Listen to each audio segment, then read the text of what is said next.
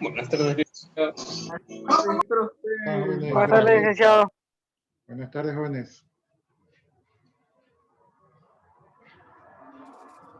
Buenas tardes, profe. Buenas tardes, jóvenes. Esperemos a que se conecten todos sus compañeros.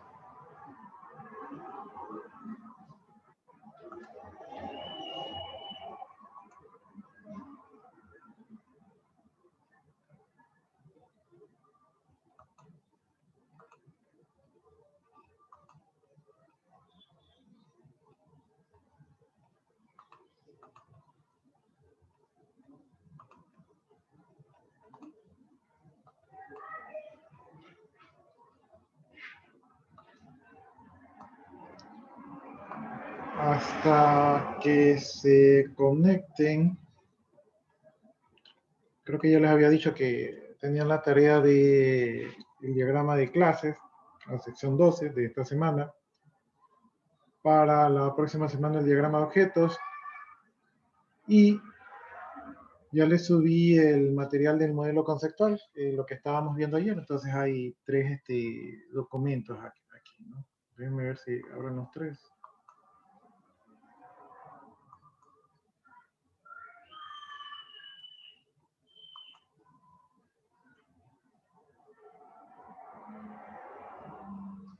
Me olvidaba.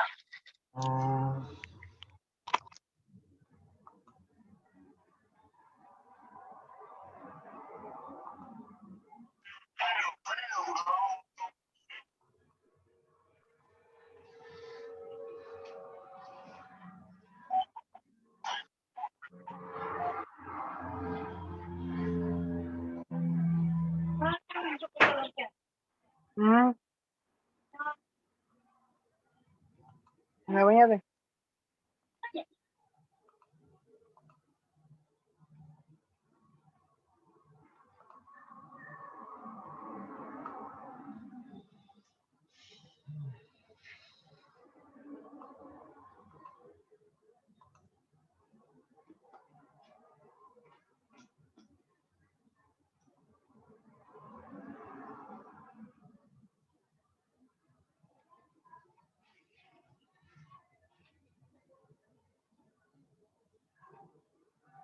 Ahí están los tres archivos, pero...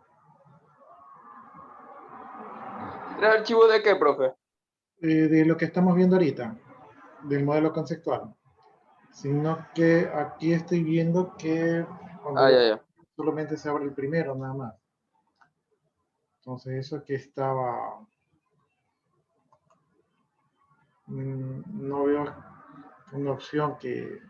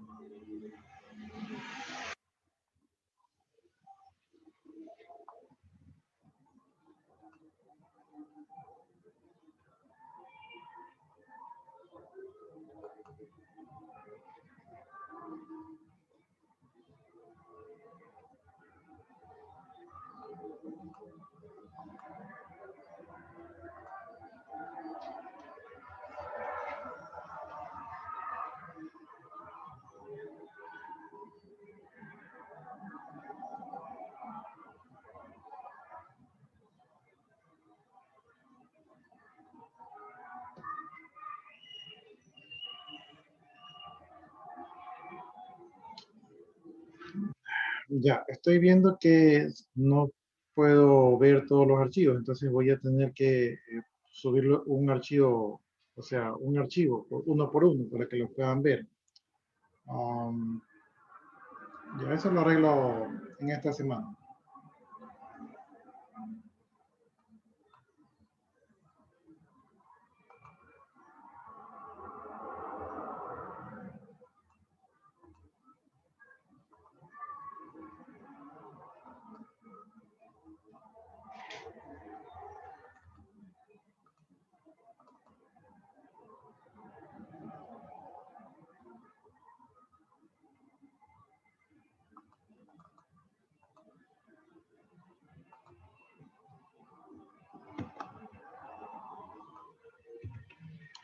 Estamos 25 de marzo del 2021.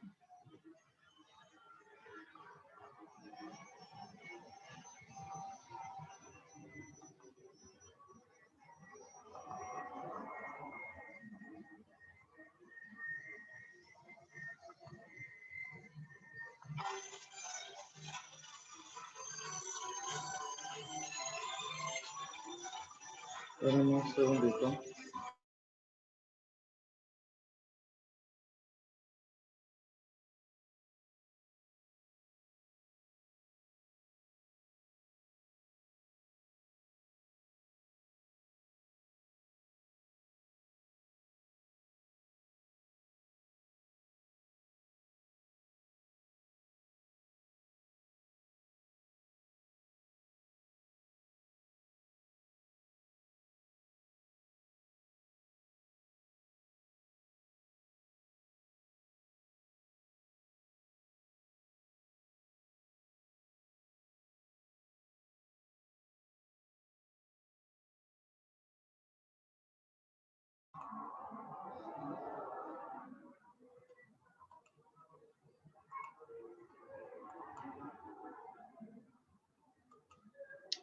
Ya, entonces, ayer estábamos viendo el modelo conceptual. Déjenme admitir aquí a sus compañeros. Ya, ayer vimos el modelo conceptual y creo que vimos unos ejemplos del diagrama conceptual y entidad-relación, ¿no? De todas maneras, vamos a seguir ahondando en los conceptos del diagrama entidad-relación. Entonces, hoy día vamos a avanzar con ese tema. Ya, este aquí es el diagrama de clases. Los atributos.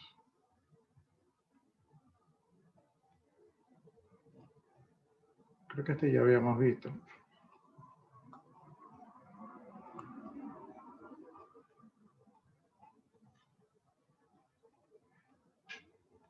Ya, esto no habíamos visto. Creo que no habíamos visto. Ya, entonces ayer estábamos viendo el modelo conceptual, entonces vamos a revisar un poquito como el diagrama, el modelo conceptual con el diagrama de clase, con el diagrama entidad-relación, realmente son como bastante similares. Ya, entonces vamos a revisar ahorita un poco lo que son los diagramas de clase. Bien, los objetos se van a representar y se agrupan mediante clases, eso ya lo habíamos visto en el diagrama de clases. Una clase se define como un conjunto de atributos compartidos y comportamientos que se encuentran en cada objeto de la clase. O sea, es decir, como que se agrupan sus similares características. La programación orientada a objetos es una técnica que coloca los atributos y los métodos de un objeto en una estructura autocontenida, ¿no? Eso es lo que se llama encapsulamiento, o sea, de que todo se encuentre en el mismo objeto y de esta manera no se evita la dispersión de código, la redundancia de código que suele existir en otros modelos de desarrollo. Es útil mostrar solo el nombre de la clase cuando el diagrama es muy complejo e incluye muchas clases, entonces esto también lo hemos hablado, que a veces solamente sale el nombre de las clases. Hacer los atributos privados implica que serán visibles solamente para los objetos externos a través de los métodos de la clase, es decir, que directamente no se pueden acceder a los atributos y esto nos da una seguridad en cuanto a la manipulación de los datos.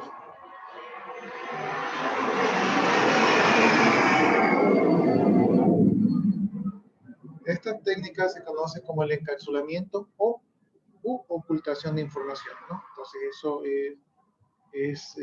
consiste en poner los atributos de manera privada. El ocultamiento de información significa que los métodos de un objeto deben estar disponibles para otras clases, por lo que comúnmente los métodos son públicos, lo cual significa que se pueden invocar desde otras clases. Eso quiere decir que los datos son privados, pero los métodos que manejan esos datos son públicos.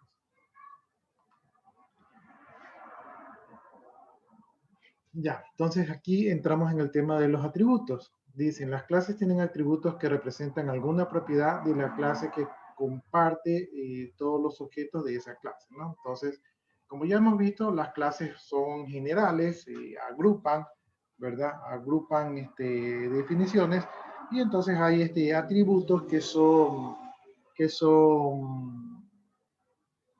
normales en dichas clases. Un atributo es una propiedad nombrada de una clase que describe un rango de valores que puede tomar esa propiedad en las instancias, ¿no? Entonces, el atributo puede tomar diferentes valores y cuando nosotros hacemos el diagrama de objetos, que vendría a ser la instancia de la clase, entonces es como que le tomamos una foto y en ese exacto momento, ese atributo de ese objeto puede tener un determinado valor. Por ejemplo, el nombre, la edad, el peso son atributos de un objeto persona. ¿Sí? Cada nombre de un atributo debe ser único dentro de la clase, pero cada atributo tiene un valor para cada instancia de la clase. ¿Sí? Entonces, cada nombre de atributo debe ser único dentro de la clase, pero cada atributo tiene un valor para cada instancia de la clase, ¿no? Por ejemplo, nombre es un único atributo de la clase persona, pero cuando ya se instancia, nombre puede tomar el valor de Jorge o puede tomar el valor de Juan o el valor de María, dependiendo de cada instanciamiento, ¿no? Entonces, puede tomar los valores distintos. Diferentes instancias de objetos pueden tener los mismos o distintos valores para un atributo dado. Por ejemplo, el atributo edad, una vez que esté instanciado, pues una persona puede tener la misma edad que otra persona. Entonces, los valores pueden ser iguales para diferentes objetos, ¿no? Entonces, no es una regla que esos valores sean distintos. La identidad del objeto permite distinguir objetos en que todos los valores de los atributos sean idénticos, ¿no? Entonces, generalmente un objeto tiene que tener una identidad para poder diferenciarlo de todos los objetos, a pesar de que los valores de los atributos sean igualitos. Por ejemplo, digamos que ustedes tienen una clase persona y en esa clase persona tienen dos personas que son gemelos, ¿verdad? Entonces, si son gemelos idénticos, pues van a tener la misma edad, la misma fecha de nacimiento, el mismo color de piel, color de ojos, color de cabello, etcétera, etcétera. Entonces, todos los atributos son iguales, ¿sí? Pero tenemos que poder identificar el uno del otro. Entonces, de repente, el atributo del nombre podría ser diferente en los gemelos. Sin embargo, podría ser que otra objeto persona tenga el mismo nombre, ¿verdad? Porque eso es bastante coincidente en los nombres, ¿no? Entonces, podría ser tal vez que el atributo que diferencie a estos objetos pueda ser el número de cédula, ¿sí? Entonces, el número de cédula es un mejor candidato para identificar a un objeto de otro objeto. Un atributo debe ser un valor de datos puros, no un objeto. Los valores de datos puros, a diferencia de los objetos, no tienen identidad, ¿sí?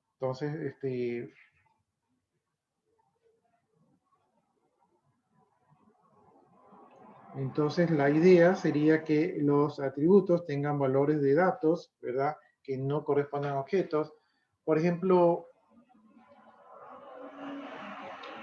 se me ocurre tal vez un objeto vehículo, ¿verdad? Tiene un atributo que se llama chofer, Y en ese atributo que se llame chofer, no debería tener un objeto que se llame persona dentro del vehículo, ¿no? Como que no sería lo más conveniente. ¿Sí? ¿Cómo, profe? No entendí esa parte. O sea, lo que está diciendo aquí es que debe tener un dato puro que los valores de los datos puros, a diferencia de los objetos, no tienen identidad. Déjenme ver si le...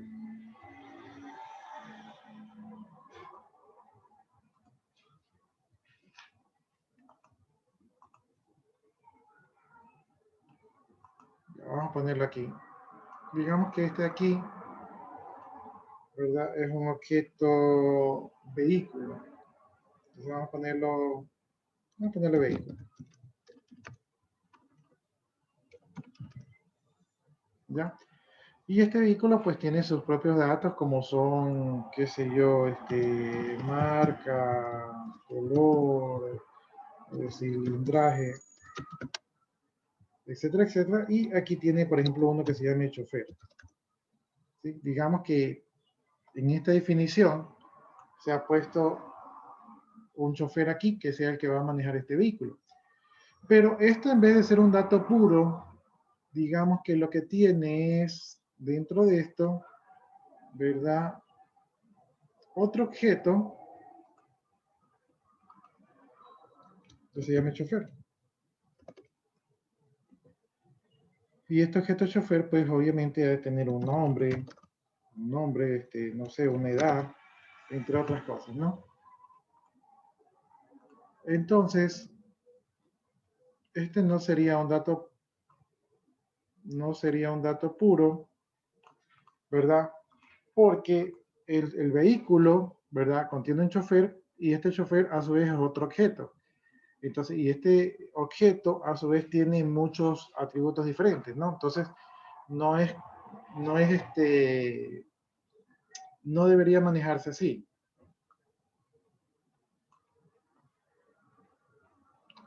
Tal vez lo que se debería permitir es que tenga un dato puro, como por ejemplo podría ser el número de licencia, ¿verdad? Pongamos que sea 09090909.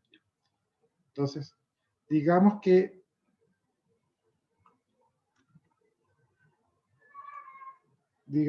aquí quedaría mejor, ¿no? En vez de tener al chofer como tal, como objeto, ¿verdad? Lo que tiene es un ID del chofer. ¿Sí? Entonces, eso es lo que nos dice, que aquí deben estar datos atómicos, ¿verdad? No O datos sea, que... solamente serían los valores puros, profe.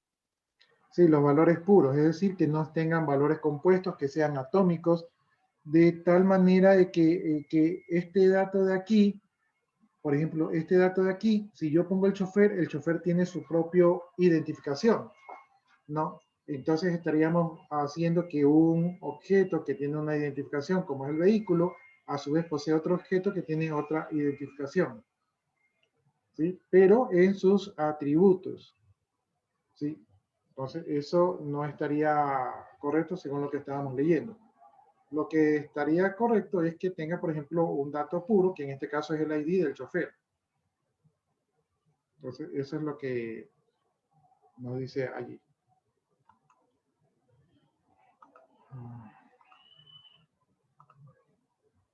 Ya, entonces aquí lo que nos dice, repito, la identidad implícita del objeto, pero a ver, aquí estamos.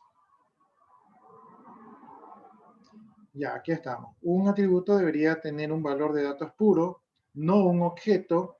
En este caso, cuando yo lo grafiqué, el chofer estaba allí como un objeto. Los valores de datos puros, a diferencia de los objetos, no tienen identidad. O sea, no tienen un ID, sino que simplemente es el dato como tal.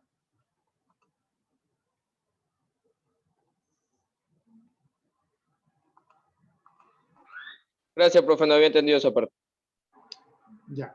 Entonces, seguimos viendo los atributos, ¿verdad? Dice modificadores de acceso a los miembros. Entonces aquí nos indica que todas las clases poseen diferentes niveles de acceso en función del modificador de acceso. En este caso, este modificador de acceso es lo que se conoce como la visibilidad, ¿no? La visibilidad hablando de que cuando nosotros observamos al objeto, ¿qué podemos ver de él? Esto es a nivel de programación. A nivel de programación, ¿qué podemos ver de ese objeto, ¿no? Entonces, a continuación se muestran los niveles de acceso con los símbolos correspondientes. Ya nosotros vimos algo de esto, estamos como volviendo a repasar. Tenemos el acceso público, es decir, que todos pueden ver el atributo o el dato. Tenemos el acceso privado, es decir, que nadie puede ver el atributo privado, solamente el mismo objeto, ¿sí? Tenemos el protegido, es decir, que solamente los que están asociados, ¿verdad? Las clases asociadas pueden trabajar con esos datos. Tenemos el de paquete, este ya lo vamos a ver más adelante. Tenemos también el derivado, ¿sí? Que también lo vamos a ver más adelante. Digamos que estos dos son nuevos. Y tenemos también el estático o subrayado, ¿no? Entonces, estos de aquí ya lo habíamos visto. Estos de acá, vamos a verlo de qué se trata. ¿Qué más? Se me fue la idea de lo que les iba a decir. Ya, les iba a decir que en los diagramas UML se manejan por diferentes versiones. Entonces, dependiendo de la versión de UML que se maneje, en algunos van a ver estos símbolos, en otros estos símbolos, en otros los símbolos de clase, y así los diferentes símbolos, ¿no?, que hemos visto. Entonces, va a depender también de la versión del lenguaje UML que esté utilizando. Aquí nosotros estamos utilizando la versión 2.0, la mayoría de los diagramas son 2.0, pero también hacemos referencia a la versión UML 0.1. ¿Sí? Entonces está un poco mezclado aquí. Y está mezclado porque se ven en los dos, en el ambiente se ven los dos tipos de diagramas. Ya, bueno, por lo general los atributos, también conocidos como propiedades, se designan como privados, ¿no? En general, cuando ustedes hacen un diseño, los atributos los van a poner como privados. O que estén únicamente disponibles para el mismo objeto. En el diagrama de clases, pues, esto se identifica con el signo negativo, que es el que vimos anteriormente. Los atributos también pueden ser protegidos. Esto de aquí se indica con el símbolo numeral o gato, como le suelen llamar. Y estos atributos van a estar ocultos para todas las clases, excepto para las subclases inmediatas, ¿no? Entonces aquí hay una especie como de nivel de visibilidad de las clases que están más cercanas. Y en los diagramas de clase, los mensajes públicos, al igual que los atributos públicos, que no se suele utilizar tanto, se suelen mostrar con un símbolo positivo al inicio del nombre. Entonces, estos son algunos de las simbologías que podemos encontrar al lado de los atributos y también de los métodos.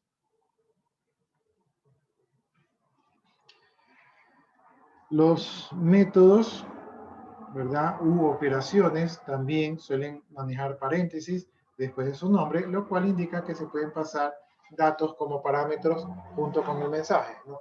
Esto es porque se utiliza la notación de función. Recuerden ustedes que el lenguaje que predominó por muchos años era el lenguaje C. Entonces allí en el lenguaje C, pues cuando ustedes tienen dos paréntesis, eso indicaba que era una llamada función y que podía llevar parámetros. Entonces es por eso allí. El diagrama de clases puede incluir parámetros del mensaje, así como el tipo de datos. Ya, esto es como un poco más formal. ¿Sí?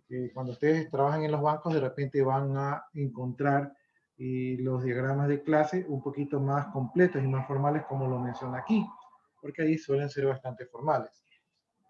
Mediante los atributos representamos las propiedades de los objetos de nuestro interés, ¿no? Entonces, esa es una descripción de los atributos.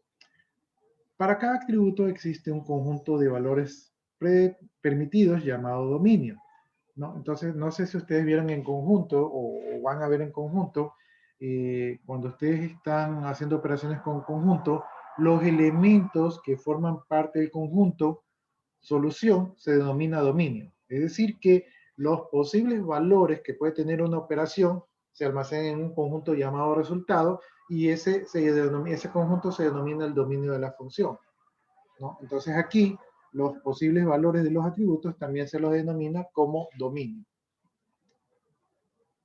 Para cada atributo existe un conjunto de valores permitidos llamados dominio. Ya, entonces vamos a ver un poquito aquí los elementos estructurales del atributo. Entonces, aquí tenemos que una propiedad denominada property, ¿verdad?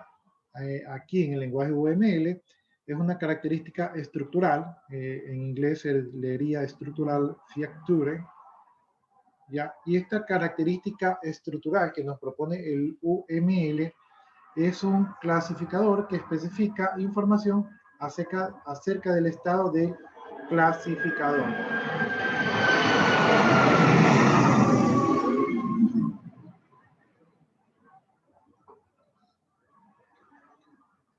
Ya, entonces aquí en UML solemos utilizar la característica estructural y esta se suele cargar información acerca del estado del clasificador.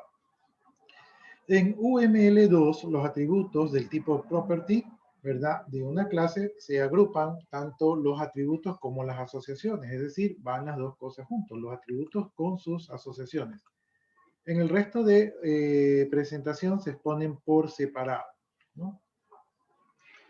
Además de su nombre para un atributo, se pueden especificar otras características con la siguiente sintaxis, ¿no? Entonces allí estamos viendo la sintaxis, podemos encontrar los corchetes, los dos puntos, el igual, la Esa barra. sintaxis, ¿cómo se usaría, profe? Ya vamos a ver eso en los ejemplos que más adelante, ¿no? Entonces ahorita estamos viendo los símbolos que pueden aparecer, tenemos también las llaves y las comas allí, ¿no?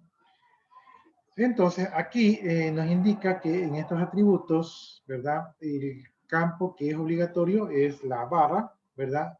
Y esto significa que es un atributo derivado y que representa un modificador que se aplica al atributo. ¿Sí? Derivado significa que había una clase superior y de esa clase superior se creó una subclase, ¿verdad? Y de esa subclase, ese atributo, ¿verdad? Se parece al atributo superior, pero por ahí tiene algún pequeño cambio. Entonces existe una derivación. Entonces, la barra, vemos que significa que el atributo está derivado.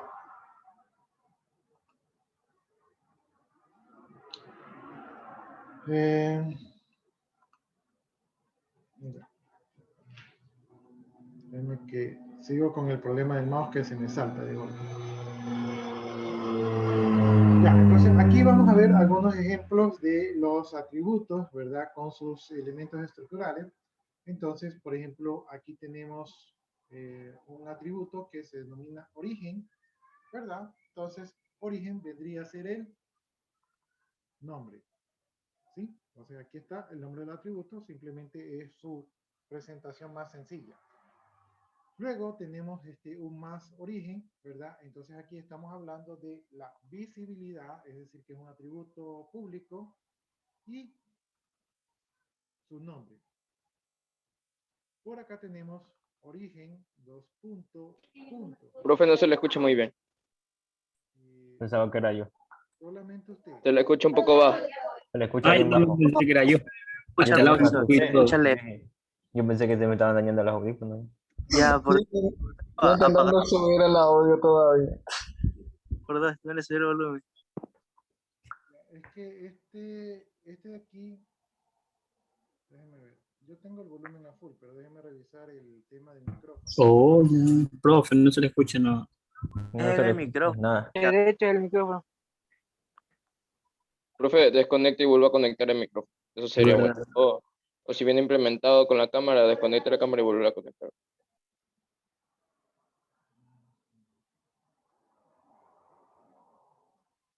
A ver, ahí estoy viendo. Hola, hola, hola. No, o sea, sí, profe, sí se le oye, pero se le oye súper bajo, súper Sí. bajo. Apenas, Súper. apenas y se le escucha. Ya mandé a callar a todos en mi casa, profe, pero se le escucha súper bajo.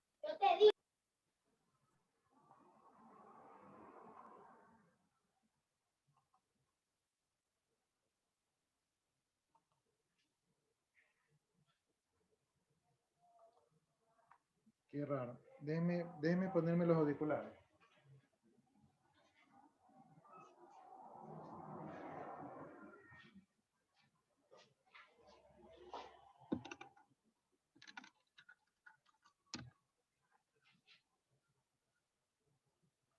Ahí mejoró el audio. Sí, Ya, porque ahí había yo acercado un poquito la computadora, pero ahí está mejor, profe, ahí está mejor. Sí, se escucha mejor. El profeta es mejor. ya, por ejemplo, yo cuando yo veo que ustedes hablan, yo sí veo que se sube la rayita. Pero cuando yo hablo, no veo que se sube la rayita. O sea, bueno, ya me tocará revisar ya mismo, pegarle una reiniciadita de confianza. Ya, entonces le decía que estamos viendo los elementos estructurales, aquí estábamos viendo el atributo, aquí tenemos varios ejemplos del atributo, entonces nos quedamos en este que dice origen, dos puntos, punto. Entonces aquí estamos viendo el nombre del atributo y el tipo de dato del atributo. Entonces aquí los dos puntos sirven para especificar el tipo de dato, ¿no?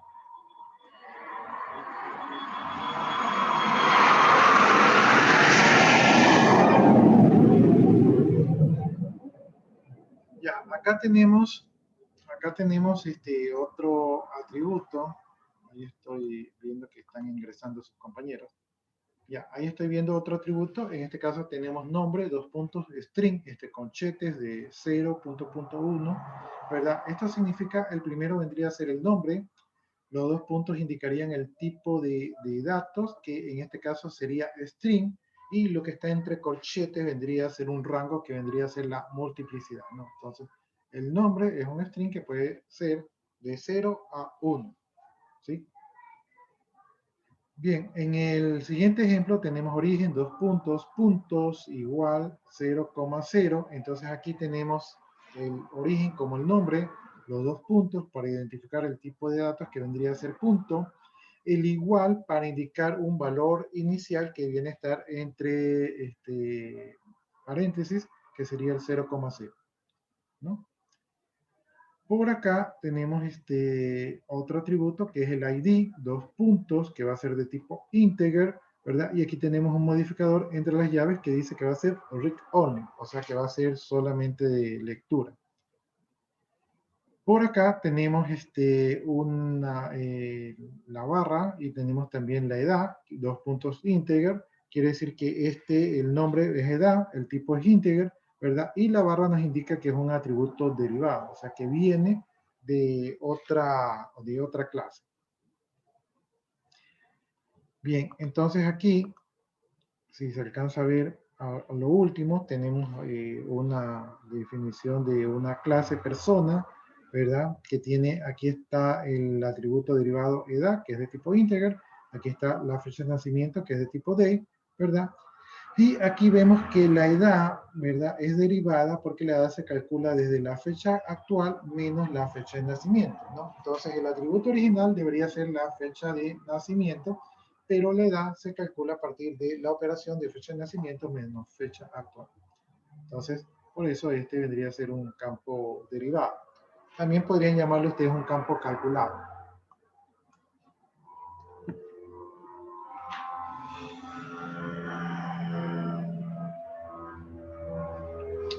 Ya, entonces aquí ya mencionamos algo, ya hemos visto algo de la visibilidad. La visibilidad dice que es común para atributos y operaciones y que sirve para ocultar los detalles de la implementación, o sea, es decir, la encapsulación, el concepto de embeber todo en el objeto. Y va a mostrar solamente las características que van a ser necesarias para llevar a cabo las responsabilidades de un clasificador, ¿no? Entonces, solamente se enseña lo que se puede enseñar. Esta ocultación de información dice que es esencial para construir sistemas sólidos y flexibles. Sí, porque aquí se aplican varios conceptos, entonces cuando se respetan las reglas del concepto de programación orientada a objetos, entonces los sistemas tienen ventajas sobre los sistemas transaccionales.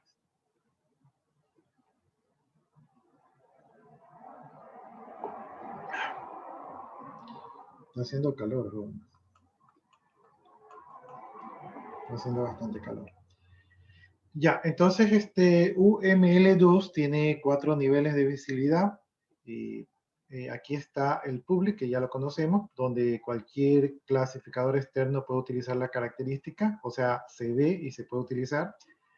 El protect, que es propio clasificador y solamente sus descendientes pueden usarlas, es decir, las clases que están directamente asociadas.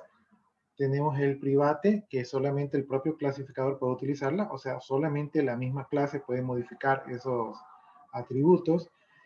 Tenemos el package, que son clasificadores declarados por el mismo paquete, ¿verdad? Y ya, dice que la visibilidad por defecto es la pública, o sea que todo se puede ver, ¿no? Entonces, aquí tenemos una clase denominada barra de herramientas, ¿verdad? Que tiene entre sus atributos, tiene selección actual, que es de tipo herramienta, controlador de herramienta, que es de tipo integer, y que tienen el símbolo de numeral, ¿verdad? Entonces, estos que tienen el símbolo de numeral van a ser protegidos, es decir, que solamente esta misma clase barra de herramienta y las clases directamente relacionadas van a poder manejar estas propiedades. De allí tenemos los atributos, elegir elemento, que va a ser llamada i, ¿verdad? Y que va a ser de tipo integer, ¿verdad? Tenemos el atributo añadir herramientas, que va a ser llamada t, y que y es del tipo herramienta. Tenemos, perdón, hay una cosa que aquí estoy viendo que dije mal, ¿no? Les dije que era atributos, pero estos son operaciones o métodos, ¿sí? Entonces, aquí está el método elegir elemento, que está utilizando como parámetros, ¿verdad? El parámetro i, y que va a ser de tipo integer. El método añadir herramientas, que va a enviar o a recibir el parámetro t, que va a ser de tipo herramienta. Tenemos el método quitar herramientas, que va a enviar o recibir el parámetro i, que va a ser de tipo integer. Y tenemos el método obtener herramienta, que va a ser, no va a tener parámetros, pero que igual de todas maneras es un método, y que es del tipo herramienta, ¿sí? Y todos estos de aquí, que tienen el simbolito más, ¿verdad? Son públicos, es decir, que cualquier otro objeto o clase externa va a poder acceder a cualquiera de estas operaciones. Bien, tenemos por acá comprobar huérfanos, que va a ser un método, ¿verdad? Que también va a ser protegido, ¿verdad? Estos métodos acá no son protegidos, pero este método aquí sí está protegido, ¿verdad? Es una pequeña diferencia con su nivel de visibilidad. Tenemos compactar. Compactar va a ser un método que es privado, es decir, que solamente la misma barra de herramientas va a poder compactarse, ¿verdad? Y tenemos reconfigurar. Reconfigurar va a ser del tipo clasificadores declarados en el mismo paquete, ¿verdad? Que es propio de esta clase, o sea, que se declaró aquí mismo. Entonces aquí hemos visto los niveles de visibilidad de esta clase barra de herramientas.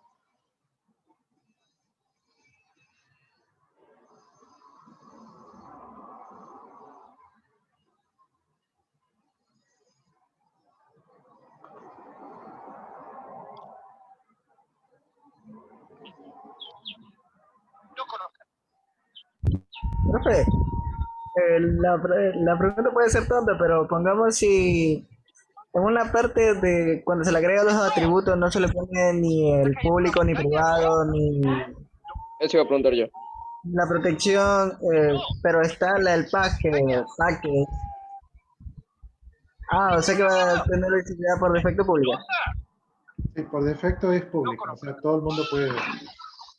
Pero no se recomienda, o sea, no se recomienda porque eso No, el barco,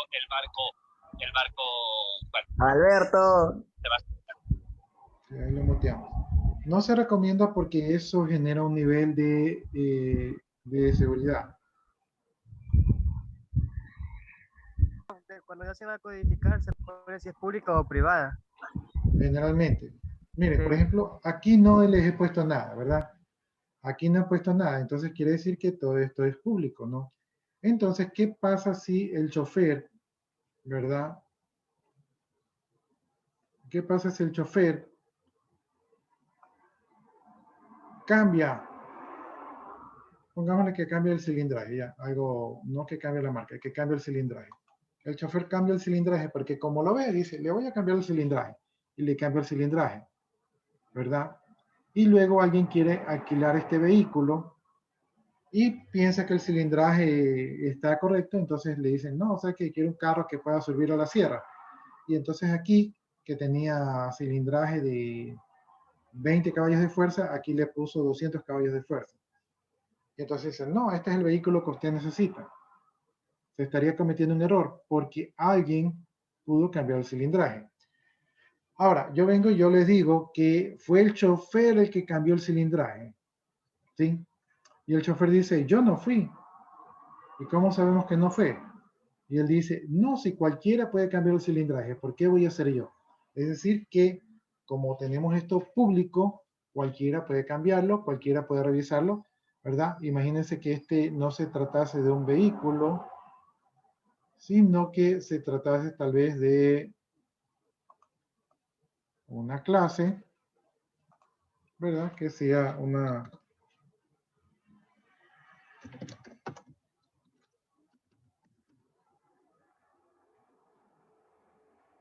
clase que sea una cuenta de ahorros, ¿no? Entonces, si es una clase que es una cuenta de ahorros, ¿verdad?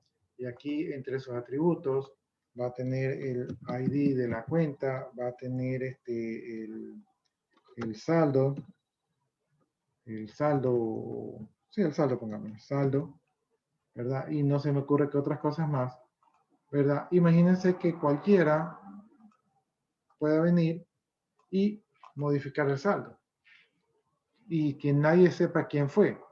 Entonces, esto sería peligroso. Por eso es que aquí se crearía, ¿verdad? Algo que se llame modificar saldo. Y este sería el quien puede modificar el saldo. Y para poder modificar el saldo debería ser algo público, ¿verdad?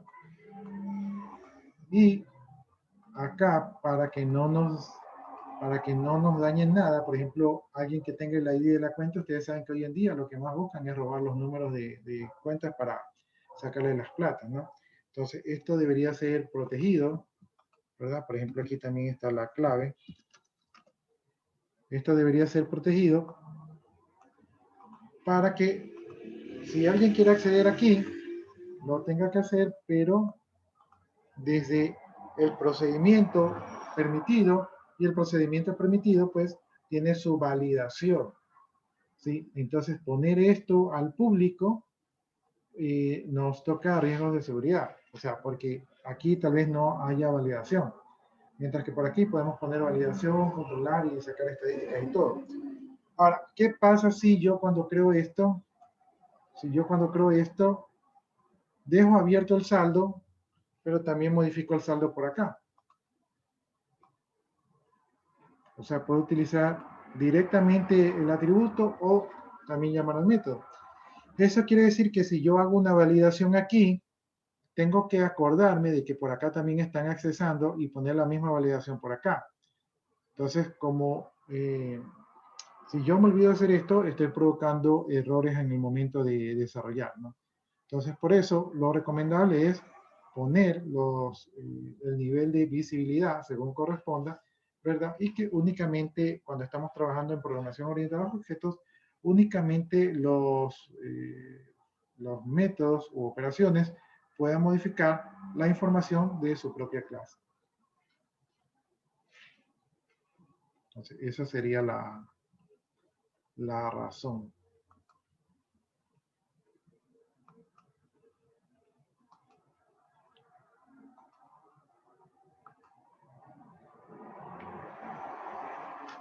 Entonces, respondiendo a su pregunta, la visibilidad por defecto es pública, pero no se recomienda, ¿no? Ahora, la mayoría o por lo menos yo, no sé si la mayoría de mis compañeros desarrolladores, cuando hacemos estos diagramas, no nos preocupamos tanto por la visibilidad cuando estamos recién en los primeros esquemas. Y sí nos preocupamos de la visibilidad cuando ya vamos a entregar el diagrama de manera formal, ¿sí? Entonces, de manera formal sí deberíamos ya ponerle los niveles de visibilidad, pero cuando recién lo estamos creando, nos enfocamos un poco más en cuáles son los atributos y métodos. Y una vez que eso ya quedó claro, ahí sí podemos escoger cuáles son públicos, privados o protegidos, ¿verdad? O de tipo paquete.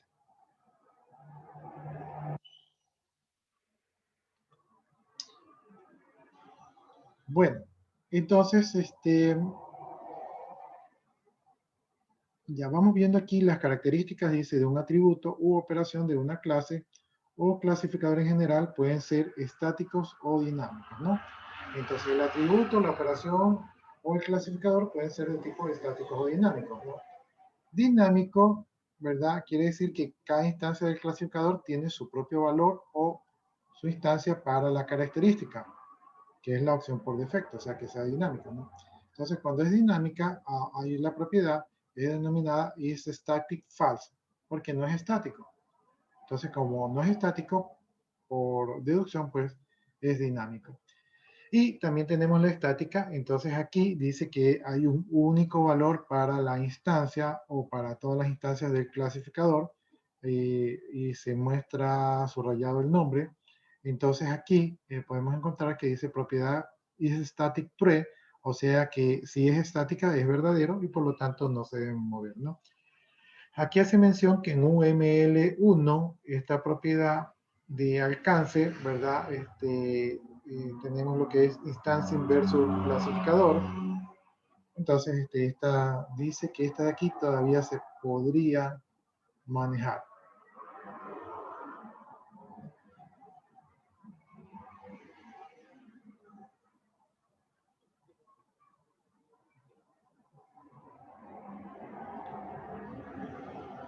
Ya, cuando estamos hablando de los atributos, pues también hablamos de la multiplicidad, o sea, el número de valores simultáneos que pueden existir para cada instancia de la clase. La opción por defecto dice que es de 1, es decir, que cuando no tenemos nada, la relación es de 1. En otros casos se pueden señalar otros números encerrados entre corchetes, ¿verdad? Por ejemplo, un valor mínimo sería el valor lower y un valor máximo sería el valor de upper, ¿verdad? Y todo eso encerrado entre corchetes, ¿no? Los valores posibles están como dicen aquí, ¿no? Mínimo, punto, punto, máximo, y eso de allí entre corchetes, donde cuando ustedes ven en programación los corchetes, así como están aquí, los corchetes en programación suelen indicar que es opcional. En la mayoría de las notaciones es así. Entonces, aquí lo que dice es que puedo o no poner el mínimo, ¿no? Pero sí debe ser obligación poner el máximo. Pero todo esto puede ser opcional. También puedo poner, ¿verdad? El orden entre llaves, ¿verdad? Pero poner el orden entre llaves también es opcional. Y si pongo el orden, también puedo poner la unicidad y eso también puede ser opcional, ¿no?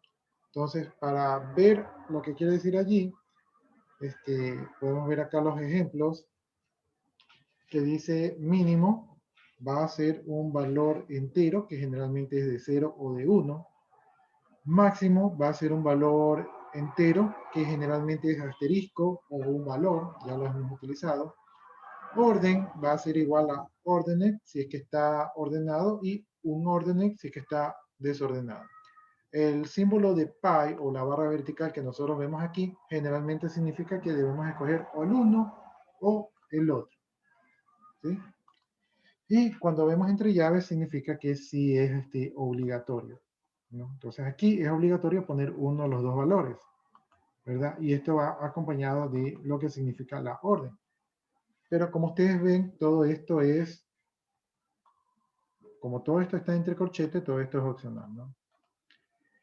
Bien, la unicidad podemos poner igual si es que es unique, si es que es única, y no unique si es que no es única, ¿no? Entonces aquí tenemos el pi que nos permite escoger entre el valor izquierdo o el valor derecho, pero uno de los dos valores es obligatorio para poner la propiedad unique. Eso si es que se usa la propiedad unicy, porque como ven aquí, como está entre corchetes, es opcional. Bien, entonces todo este trabalenguas se resume en lo siguiente, ¿no? Para poner la multiplicidad de los atributos, simplemente ponemos de 0 a 1 entre corchetes. Eso quiere decir que podemos detener de 0 a un elemento. De 1 a 3 quiere decir que tenemos como mínimo 1 y como máximo 3. De 1 a asterisco quiere decir que tenemos como mínimo 1 y como máximo varios. Asterisco significa que podemos tener como mínimo 0, 1 o varios. Dice aquí, un atributo multivaluado, o sea, máximo mayor a 5, se puede incluir restricciones de. Entonces aquí tenemos las restricciones del orden, ¿no? En el orden vimos que puede ser ordened o unordened, y en la unicidad vemos que puede ser unique o no unique, ¿no? Aquí tenemos un ejemplo. Déjenme ver si se puede hacer más grande este ejemplo. Ya, entonces aquí tenemos una clase customer, clientes, ¿verdad? En esta clase customer tenemos aquí el atributo purchase, ¿verdad? No estoy muy seguro, alguien que sepa inglés que me indique que era purchase, ya no me acuerdo. Creo que es compra. Compra. Ya, entonces aquí tenemos purchase, asumamos por el momento que es compra, y entonces purchase es 2 puntos del tipo purchase, ¿no? Y aquí tenemos entre paréntesis que es un asterisco. Eso quiere decir que puede tener de 0 a varias compras. Y aquí también indica entre llaves que está ordenado. Quiere decir que va en orden ascendente. Y también tenemos que es unique. Es decir, que solamente existe uno, ¿verdad? Para cada uno de esos valores, ¿no? Por acá abajo tenemos el atributo acon, que viene a ser como cuenta, que tenemos 2 puntos, que es del tipo acon, y que puede tener valores de 0 a 5. ¿Sí? Y aquí vemos también que es del tipo unique, es decir, que cada uno de esos 5, ¿verdad? Va a ser único y no se repite. Entonces, aquí en esta clase estamos viendo estos elementos estructurales que nos dan más información con respecto a los datos que maneja la clase.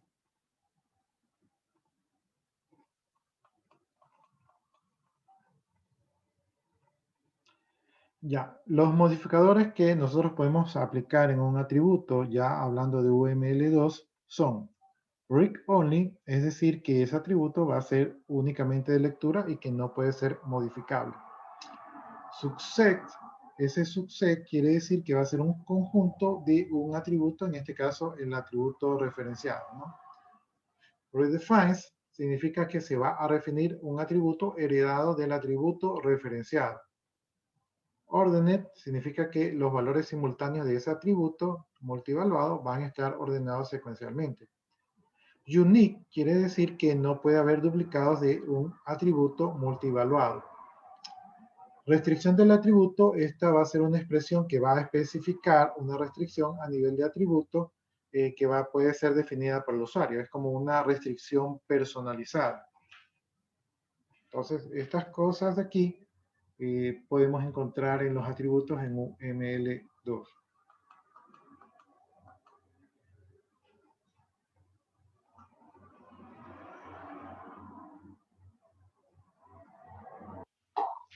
Ya, entonces aquí tenemos un ejemplo de los modificadores ordered y unique, ¿verdad? Entonces aquí tenemos un tipo de colección, ¿verdad? Aquí tenemos unique. Unique está verdadero, quiere decir que es único, y está falso, quiere decir que pueden ser variables. Por acá tenemos ordenado, ordenado está falso, verdadero, entonces aquí tenemos una especie de tabla de verdad con los valores unique y orden, ¿no? Y aquí tenemos el tipo de colección. Entonces tenemos un tipo de colección tipo sec, o sea que va a ser un conjunto. Entonces este va a ser un conjunto que va a ser único, pero no ordenado. Por acá tenemos ordered set, quiere decir que va a ser único y ordenado, por lo tanto es un conjunto ordenado. Aquí tenemos unique false y ordered false, entonces esto va a ser del tipo bag, o sea, una bolsa donde uno mete todo lo que encuentra. Más o menos ese sería el concepto. Y aquí tenemos unique is false y ordered thread, entonces este va a ser de tipo secuencia, ¿no? Va a ser secuencial, ¿no? Entonces, estos tipos de colecciones van a ir en función de los valores de los modificadores ordered y unique, ¿no? Repito, sec cuando son valores únicos, pero no están ordenados en un conjunto. O sea, yo pongo uno nada más que el que encuentro en un conjunto. Orden de sec va a ser un conjunto ordenado cuando va a ser único y a la vez va a ser ordenado. Back, cuando simplemente lo que encuentro lo meto allí en la bolsa, ¿verdad? Y voy armando mi colección allí. Y de secuencia cuando no son únicos, pero sí lo voy colocando de manera ordenada.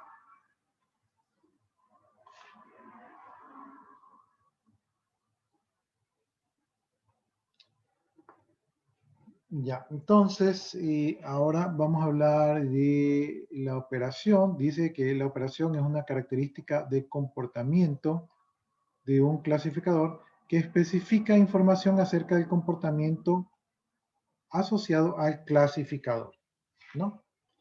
Entonces, el comportamiento que puede ser invocado en UML2 distingue entre las operaciones y los métodos.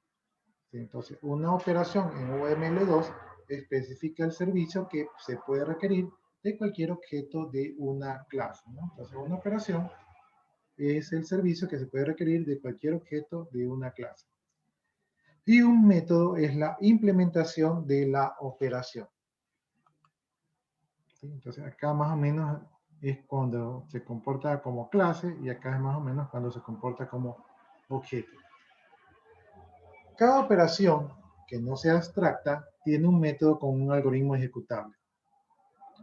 En una jerarquía de herencia puede haber varios métodos para la misma operación. Eso se denomina polimorfismo. Cuando usted tiene una clase que tiene un método, de ahí se deriva otra clase que tiene el mismo nombre de método, pero que funciona de un poquito diferente, entonces eso se llama polimorfismo. Es decir, originalmente era así, así, luego se convirtió un poco así, luego un poco así y así. Entonces se va derivando el método.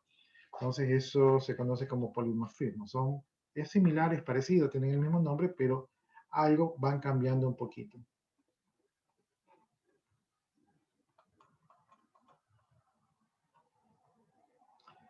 Ya, aquí vamos a ver la sintaxis de una operación, ¿no? Entonces aquí en la operación tenemos en primera instancia la visibilidad.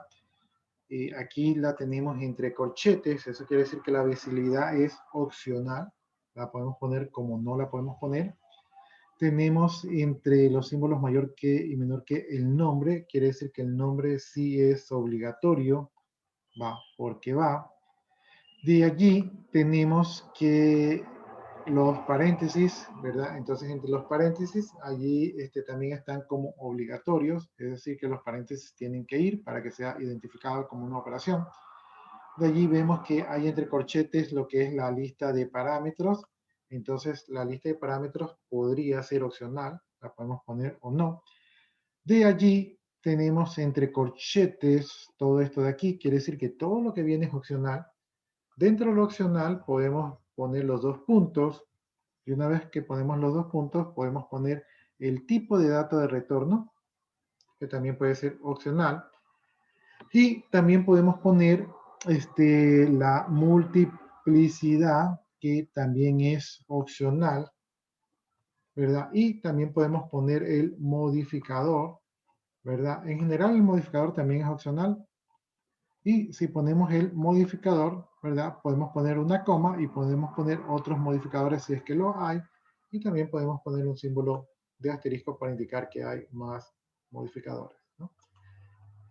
Entonces, aquí vemos que la visibilidad es igual a la de los atributos, es decir, indica si puede ser asequible o no desde otras clases.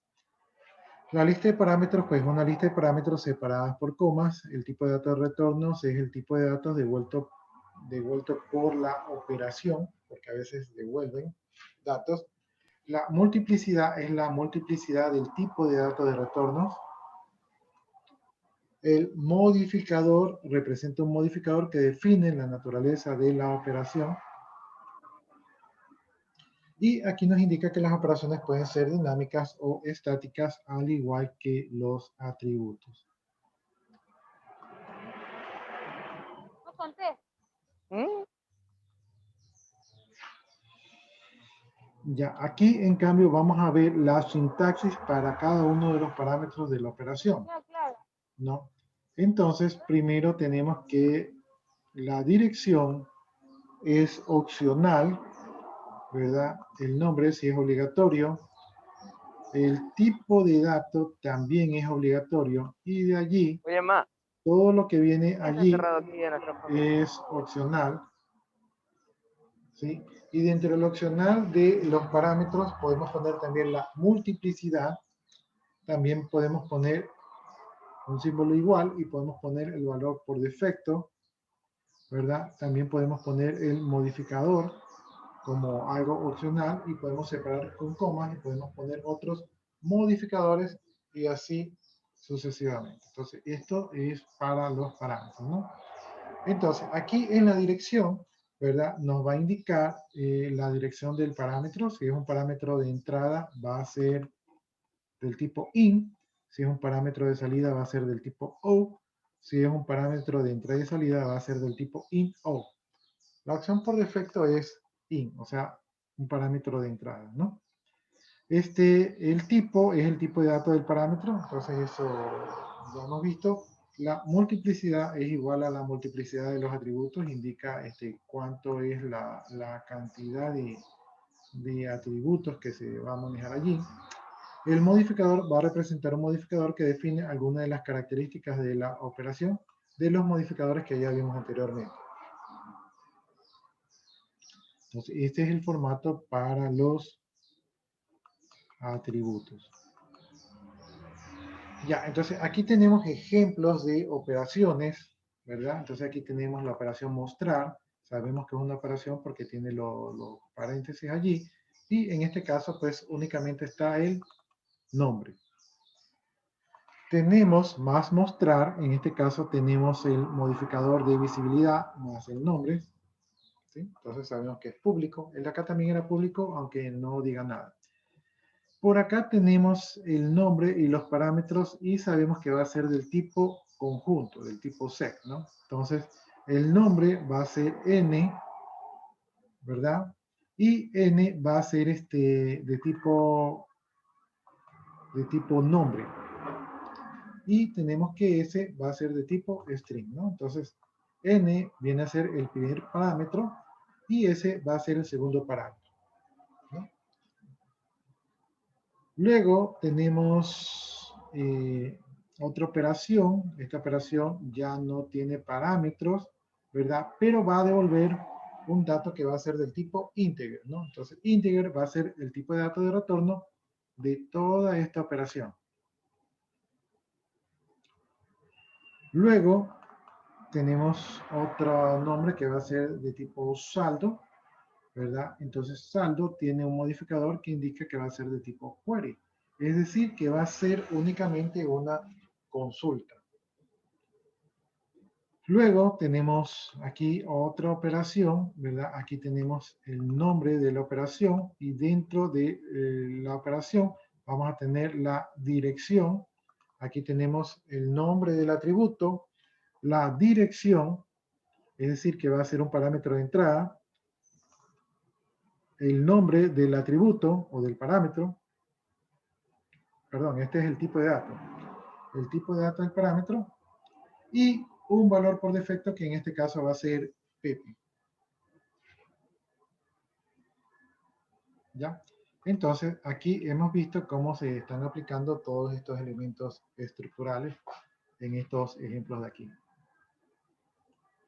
Y en la práctica, pues vamos a ver una mezcla de todos estos de aquí, dependiendo de qué tan formal sea el gráfico o no.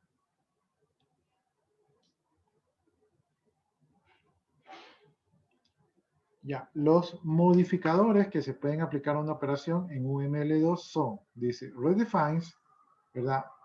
Teniendo como referencia la operación, va a redefinir la operación heredada, o sea que no es igual a la anterior. Digamos que esta de aquí sería un polimorfismo, o sea que el método original ha sido modificado.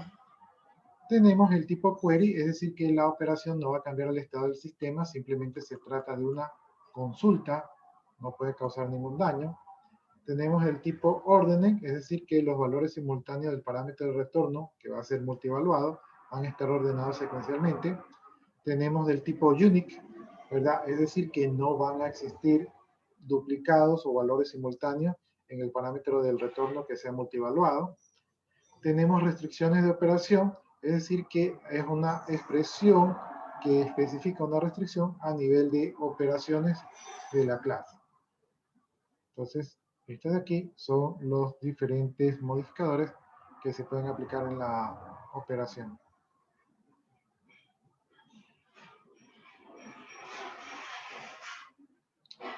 Ya, dice que en la especificación de una operación se puede indicar también su semántica de concurrencia como un modificador adicional. Su semántica de concurrencia, ¿no?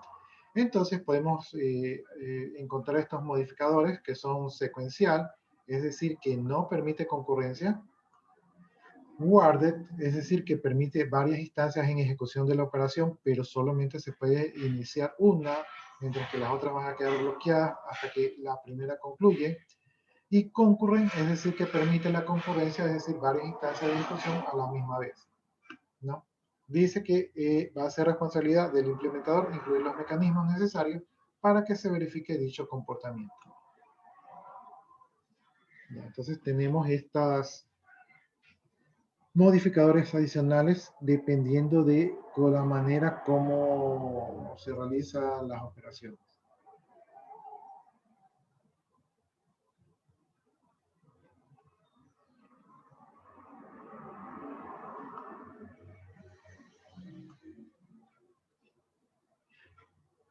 Ahí se nos acabó la diapositiva. Y entonces, ¿alguna pregunta, jóvenes?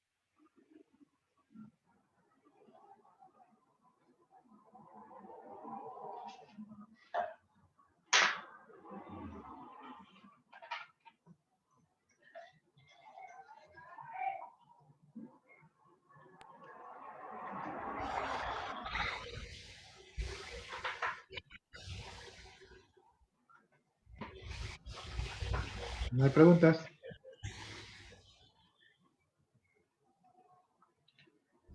Ya, esto es mejor verlo en la práctica. Lo que pasa es que yo aquí los diagramas que yo tengo no son tan formales. Los que yo les he presentado a ustedes son un poco más sencillos. Y este tipo de elementos estructurales se los encuentra en diagramas súper que formales, o sea, los que utilizan en bancos o en organizaciones internacionales, que especifican todo, ¿no? O sea, no quieren que se les pase ningún detalle porque un detalle podría significar un error. Entonces son muy capciosos con eso de allí.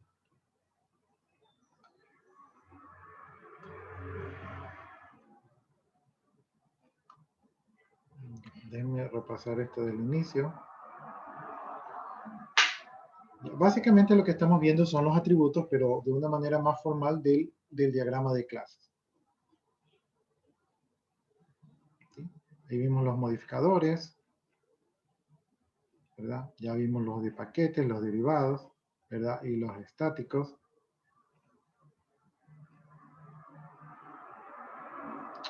Aquí vimos la nomenclatura de esta de aquí.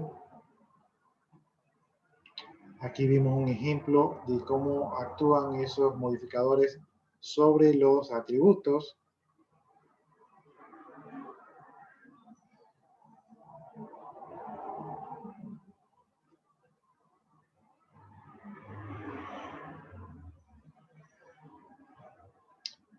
Aquí vemos un ejemplo de los atributos y de las operaciones en este ejemplo de aquí, ¿no? Vimos cuáles eran públicos, protegidos, privados y packet.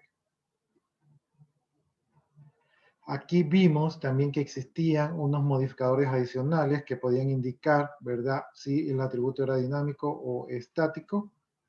Entonces, esto también podemos encontrar.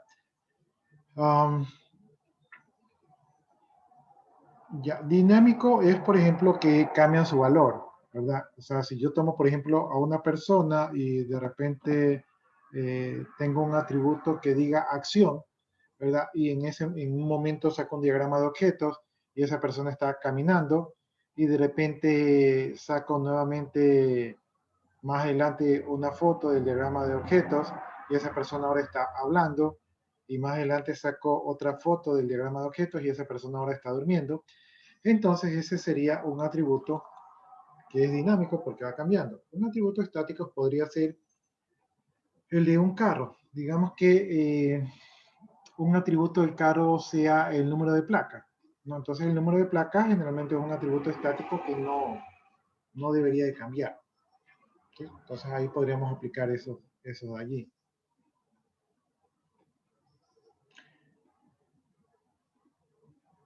Ya, aquí vimos otros atributos donde el máximo, el mínimo es el orden. Esto era para poner la multiplicidad. Esto ya lo hemos utilizado en las relaciones, ¿verdad?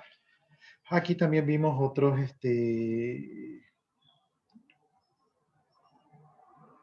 otros valores que son el orden y la unicidad, ¿verdad? Para indicar cómo se comportan ciertos atributos, si van a estar ordenados, si van a ser únicos. Eso también puede ser importante al momento de desarrollar.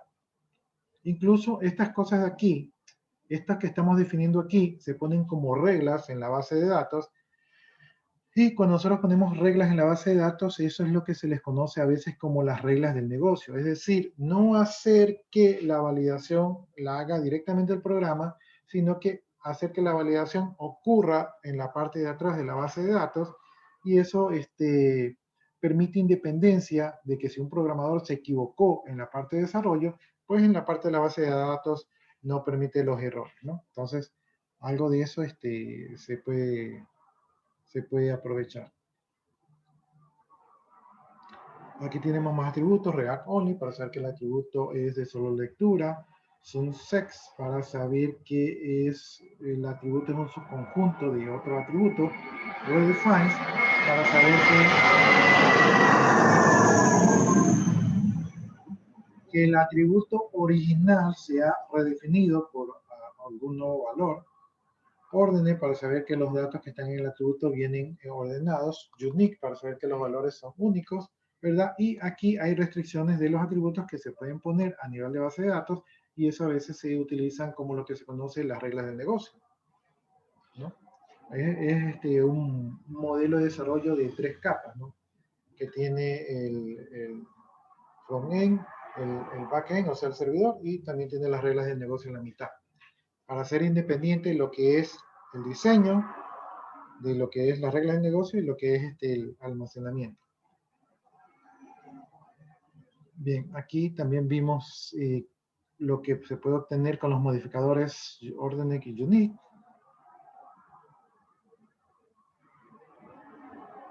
Aquí vimos que lo que se distingue un poco entre operación y métodos, ¿verdad? Operación utilizado más para clases y métodos utilizados para objetos.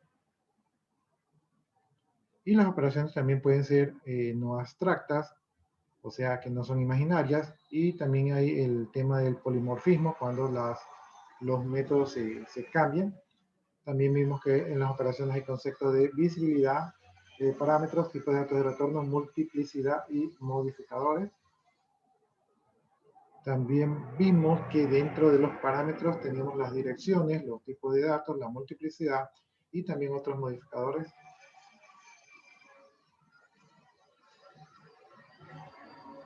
Vimos los ejemplos de las operaciones y vimos otros modificadores como puede ser redefine, que ya vimos anteriormente, query, ordenes, unique y restricción de operación, que ya todo eso ya lo vimos. Y vimos unos adicionales donde tienen que ver más con la manera como se realiza la operación secuencial, es decir, que no hay concurrencia, sino que el objeto está allí y si un objeto le pide, haz esta operación, la hace, y si hay otro que también le está pidiendo que haga la operación, le dice, no te puedo atender ahorita porque atiendo de manera secuencial. Guarded, es decir, que sí permite que le pidan varios objetos, le hagan peticiones de operaciones, pero el objeto dice, a ver, primero te atiendo a ti y luego te atiendo a ti. Entonces arma una especie de cola.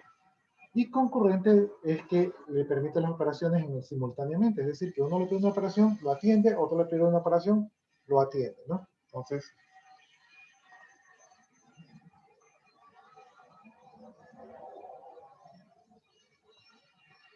ese sería el resumen de lo que vimos ahorita. No sé si tienen alguna pregunta. Licenciado, ¿en qué campo se utilizaría más estos diagramas? Cuando ustedes van a programar, y si van a programar en programación orientada a objetos, y si van a utilizar, por ejemplo, la metodología Scrum o metodologías rápidas, ahí se utilizan estos programas, estos diagramas, porque estos diagramas son modernos. Estos diagramas son utilizados para programación orientada a objetos, que es lo que se realiza más hoy en día. También recuerden ustedes que estos diagramas aquí, el diagrama entidad-relación, que también tiene bastante que ver con esto de aquí, se utiliza para el modelado de la base de datos, ¿no? Entonces ustedes lo van a ver, o sea, son los mismos diagramas que ya vimos en la diapositiva anterior, solamente que aquí estamos viendo conceptos, que pueden encontrar, modificadores que se les agrega a esos diagramas. Y sí se suelen utilizar bastante para el momento de desarrollar. O sea, ustedes yo creo que sí los van a tener que utilizar, ¿no? O deberían utilizarlos porque esa es la metodología. Lo que garantiza que su diseño tenga mayor probabilidad de éxito que otro diseño que no lo use.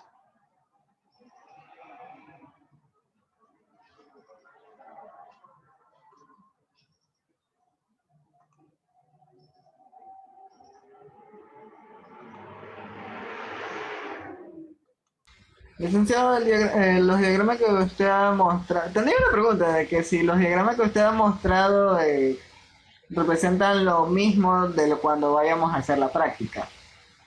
O sea, ¿salen de la misma manera o va a ser un panel de códigos? Ya, ustedes tendrían que hacer, los que yo les he enviado de deber, tendrían que hacer unos diagramas de su proceso, ¿sí? Y mientras más elementos modificadores o más completos sean sus diagramas, mejor, ¿no? Porque la idea es que ustedes practiquen lo que hemos visto aquí. Entonces, sí deberían de tratar de utilizar en la mayoría de los casos los modificadores. Ahora, esto va a depender también de los procesos. O sea, no todos pueden utilizarlo en un solo diagrama, sino que ustedes, según el diseño de su diagrama, van a utilizar los modificadores. Profe, disculpe, ¿me podría ayudar? Es que yo me salí de la clase sin querer, es que estoy viendo el cementerio, profe, y no me coge mucho el internet acá. Entonces, no sabría si ya se acabó la clase como para que me pueda retirar yo. Faltan 10 minutos. Ya está bien, profe, no se preocupe, igual yo me quedo aquí.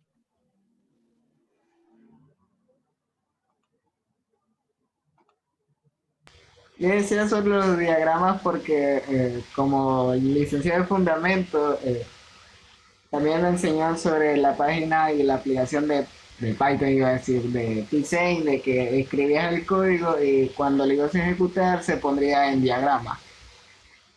Hay unas herramientas hoy en día que y la mayoría de los motores de base de datos tienen que, a partir del diseño de la base de datos, les genera un diagrama entidad-relación, ¿sí?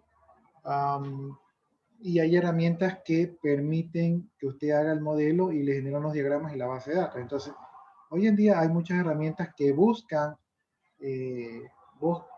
ayudar a ganar tiempo a los desarrolladores, ¿sí? Entonces, es posible que... ¿Y ustedes están viendo Python ahorita? No, por ahora No, estamos no, no. viendo diagramas todavía. Python es, creo que Ya, algo pero van a ver Python. La Por verdad ahora no está sabemos aún. pues lenguaje de Porque, programa C, porque no C++. ustedes tienen que ver lenguaje C, entonces como que Python sí se está enseñando como lenguaje básico de programación, pero en nuestro programa de estudio todavía se ve el lenguaje C. Ya, lo que les decía es que hay unas herramientas que tratan de ayudar, ¿no? Pero aunque existen las herramientas, ustedes tienen que estar familiarizados con estos diagramas para que si usan las herramientas las puedan interpretar, para que si leen los diagramas los puedan interpretar y también porque en algún momento no han de contar con las herramientas y van a tener que hacer sus diagramas a mano. Déjenme ver si pongo aquí diagrama de clase.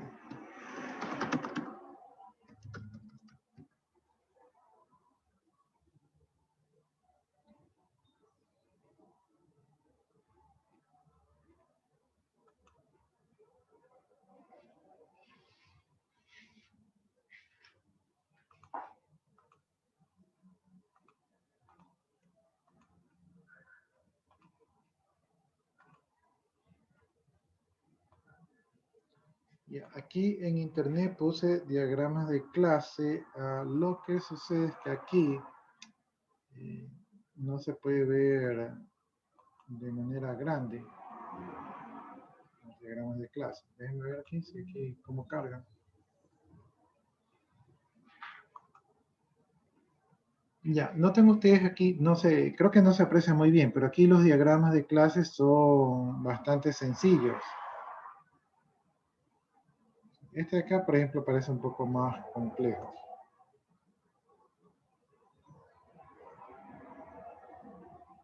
Ya, mira, este es un diagrama de clase del modelo Vista Controlador. Este es un modelo que se utiliza bastante para desarrollo de páginas web, ¿no? Entonces aquí tenemos el modelo Vista Controlador, aquí tenemos los atributos y aquí tenemos los procedimientos, ¿verdad? Pero no vemos que tiene muchos modificadores, ¿no? Simplemente vemos nombres largos.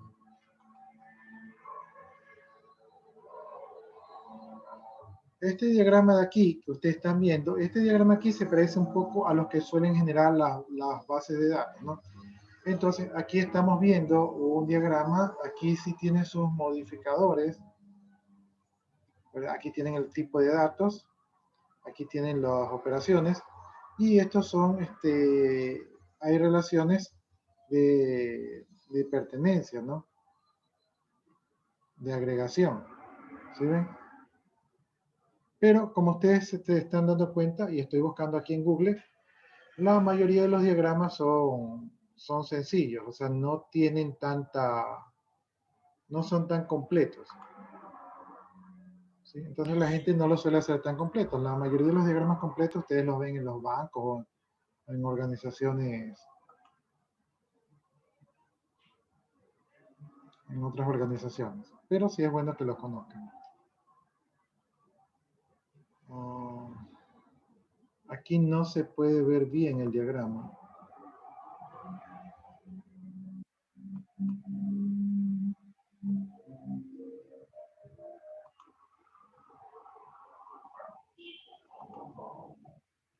No, no se pueden ver bien, están muy chiquitas las imágenes. Yo desde aquí no puedo ver bien, supongo que ustedes desde allá no pueden ver bien tampoco. Peor. No se Ya, ve. No, no se ve, licenciado. no se ve, pero por lo menos aquí ustedes pueden ver que hay bastantes atributos, o sea que ya son un poquito más complejos. Entonces, así son los diagramas de clases que generalmente uno encuentra en los trabajos, pero como les digo, pueden existir organizaciones que sí utilicen toda la formalidad. Miren, por ejemplo, aquí sí tenemos modificadores, aquí tenemos los tipos de datos, ¿verdad? Entonces así los van a encontrar. Entonces, cuando ustedes hagan su tarea, como yo les mandé de un procedimiento, ustedes deberían hacer algo parecido a esto de aquí, o sea, con algunas entidades, algunas relaciones, con bastantes atributos y algunos modificadores, según sea el caso.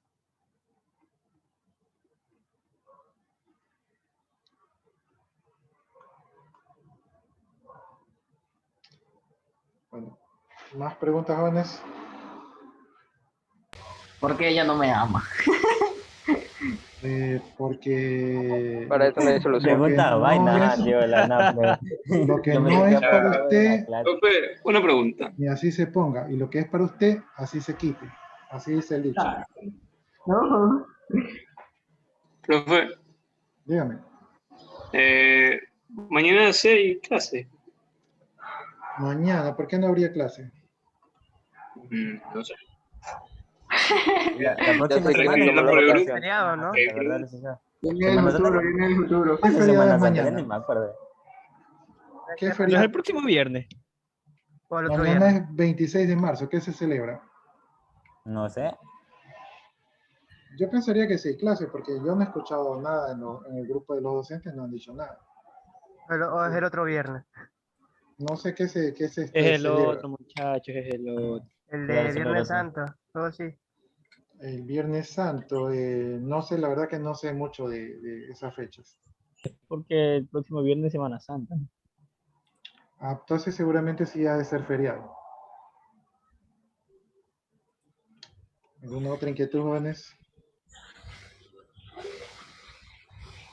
No, ninguna. Bueno, ahí tengo yo la otra diapositiva. El día de mañana vamos a ver conceptos del diagrama de entidad-relación. Son algunas cosas son como repetitivas, o sea que ya hemos visto. Simplemente aprovechamos y reforzamos el tema para que ustedes puedan hacerlo, ¿no? Yo creo que a partir del día de mañana les pondría también de tarea hacer un diagrama de entidad-relación y tal vez ese sea uno de los últimos diagramas que les pida porque, bueno, no, también les puedo pedir este diseño de pantalla. Entonces, ¿qué más les iba a decir? Ah, ya, y también me toca hacerles unos cuestionarios sobre los que hemos revisado. Ya, profe, quiéranos un poco, profe. Porque si solo les estoy mandando una tarea por semana. Si tuviéramos ¿Quién sabe? clase todos los días sería una tarea por día, no una tarea por semana. No, profe, no. ¿Cómo? Bueno, jóvenes, entonces nos quedamos hasta allí y nos vemos la siguiente semana. Realicen las actividades, no esperen que se las acumule. Trabajen en grupo y cualquier cosita ahí me preguntan. Ok, Listo, listo. profe. Ya, profe, listo. Ah, Muchas ya, gracias. listo. Gracias, profe. Gracias, Sí, jóvenes. ¿por dónde andaban, Dios?